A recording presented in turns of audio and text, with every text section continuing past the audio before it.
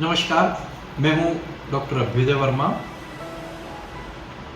दोस्तों, मैं world mental health day पर कुछ हार्मोन संबंधित बातें आपसे शेयर करना चाहता हूं।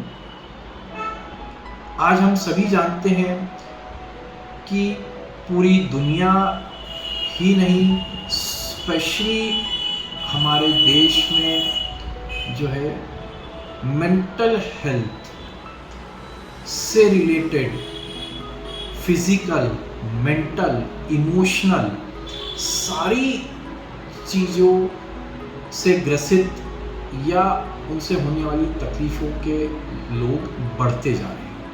इनफैक्ट अब भी एक नए सर्वे में देखा गया है कि 30 से 35% हिंदुस्तान की जनता वो किसी ना किसी प्रकार के स्ट्रेस से ग्रसित है, चाहे वो फिजिकल हो, इमोशनल हो या मेंटल हो। तो आप समझ सकते हैं कि 1/3 जनता इससे ग्रसित है। तो ये काफ़ी गंभीर चीज़ है, या एक तरीके से हम बोलेंगे ये स्लो पॉइजन है जो अंदर ही अंदर धीरे धीरे हमारे शरीर को ख़त्म करता जा रहा है। आज मैं उसी स्ट्रेस का जो आज इस कॉम्पिटिटिव वर्ल्ड में हमें देखने को मिल रहा है, कंपटीशन बढ़ती जा रही है, महत्वाकांक्षाएं बढ़ती जा रही है, सब कुछ होने के कारण हमें किसी ना किसी प्रकार का स्ट्रेस है। किसी को फैमिली का स्ट्रेस है, किसी को आगे बढ़ने का स्ट्रेस है, किसी को पढ़ने का स्ट्रेस है। तो किसी ना किसी प्रकार का सभी को स्ट्रेस आज है, और इस स्ट्रेस का हमारी हेल्थ पे क्या असर पड़ रहा है। मैं आज अभी आपसे सिर्फ फिजिकल और कुछ इमोशनल या बिहेवियरल चेंजेस के बारे में बात करूंगा जो स्ट्रेस के कारण होता है। स्ट्रेस और हार्मोन्स तब आपस में बहुत ही क्लोज रिलेशन है। ये हम ये बोल सकते हैं कि जब भी व्यक्ति को स्ट्रेस होता है तो उस स्ट्रेस से निपटने के लिए काफ़ी सारे बॉडी के हार्मोन्स में उथल पुथल करता है। क्यों? क्योंकि ये हार्मोन की उथल पुथल जो है वो उस स्ट्रेस से हमारी बॉडी को निपटने के लिए तैयार करती है। बट ये अच्छा सिर्फ उसी समय रहता है जब स्ट्रेस हमारा शॉर्ट टाइम के लिए, एक कम अवधि के लिए, तब वो स्ट्रेस को हमारे हार्मोन्स कंट्रोल कर लेते हैं। मगर तकलीफ कब होती है?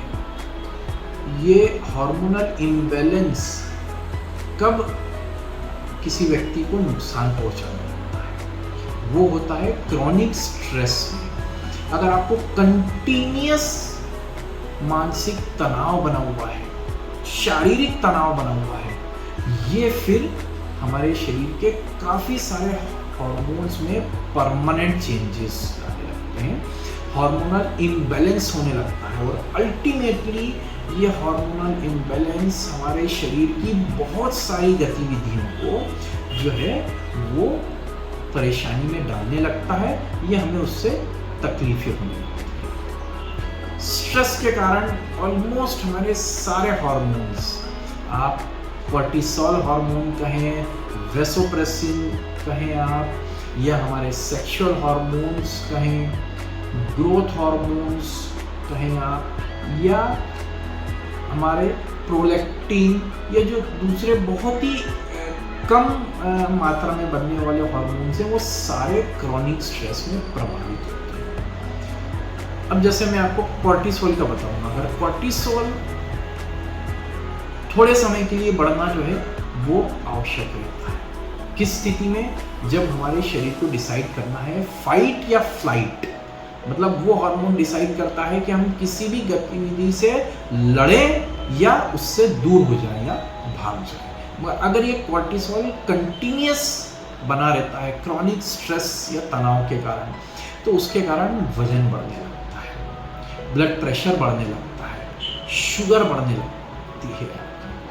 साथ ही ऐसे ही दूसरे हार्मोन जैसे वेसोप्रेसिन, प्रोलैक्टिन, इन सब से अगर कंटिन्यूस स्ट्रेस के कारण ये हमारे शरीर में इम्यूनिटी को डाउन कर देते हैं, हमारी सोने के टाइमिंग या सोने का जो एक स्लीप साइकिल बनी रहती है वो डिस्टर्ब हो जाती है। बच्चों में स्ट्रेस देखने को मिल रहा है, उससे ग्रोथ हार्मोन प्रभावित होता है। काफ़ी सारी शोध में पता चला है कि बच्चे अगर क्रॉनिक स्ट्रेस में रहते हैं तो ग्रोथ हार्मोन का सिक्रीशन बराबर नहीं हो पाता है। ऐसे बच्चे में बोनापन देखा जाता है, उनकी हाइट नहीं बढ़ती है।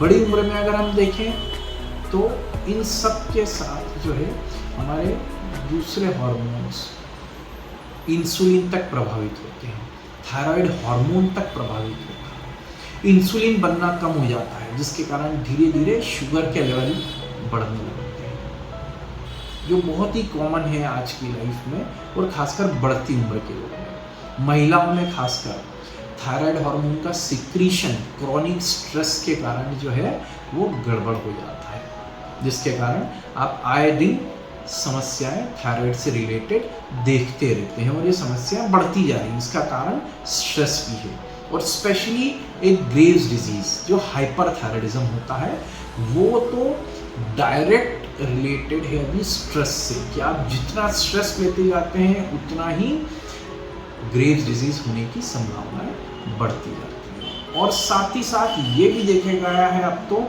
कि अगर प्रेगनेंसी के दौरान अगर किसी महिला को स्ट्रेस रहता है तो उसके काफ़ी सारे हार्मोन्स इम्बैलेंस हो जाते हैं जो उस नॉर्मल प्रेगनेंसी को चलाने के लिए बहुत आवश्यक होते हैं। और इसका विपरीत असर सिर्फ उस महिला को या माँ को ही नहीं होता है, अपितु जो बच्चा गर्भ में पल रहा है उसे भी इस हार्मोनल इम्बैलेंस के कारण काफ़ी सारी डेवलपमेंटल परेशानियां हो सकती है और कुछ ऐसी बीमारियां होने की भी रिस्क बढ़ जाता है जो पैदा होने के बाद आगे की लाइफ में उसे हो सकती है। तो अंत में मैं ये आप सभी से कहना चाहूँगा फ्रेंड्स कि आज के ज़माने में हम सब जानते हैं सबको भागदौड़ करना है, सबको किसी न किसी प्रकार का स्ट्रेस रहता है, मगर इस स्ट्रेस को क्रॉनिक ना बनाएं, इसको अपने ऊपर हावी ना होने दें। कोशिश करें कि हम इस स्ट्रेस को कंट्रोल करने के लिए अपनी क्षमता बढ़ाएं। अब ये आप किसी भी तरीके से कर सकते हैं जो आप के लिए संभव है और आपके लिए सिंपल है।